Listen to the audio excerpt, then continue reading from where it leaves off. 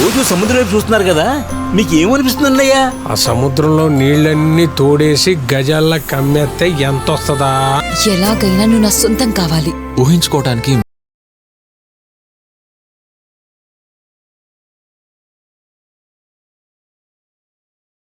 పెళ్లి కాకముందే అబ్బాయి రాముడు రాక్షసుడు అని ఎలా తెలుస్తుంది? నా కాబోయే అల్లుడు శ్రీరామచంద్రుడని పెళ్లికి ముందే నాకు తెలియాలి. ఆ అబ్బాయి నేనే. ఎందుకంత బాధపడుతున్నారు? ఇది బాధ కాదు బాబు, కడుపు తీపి ఎలా ఉంటుందో రుచి చూస్తున్నాను.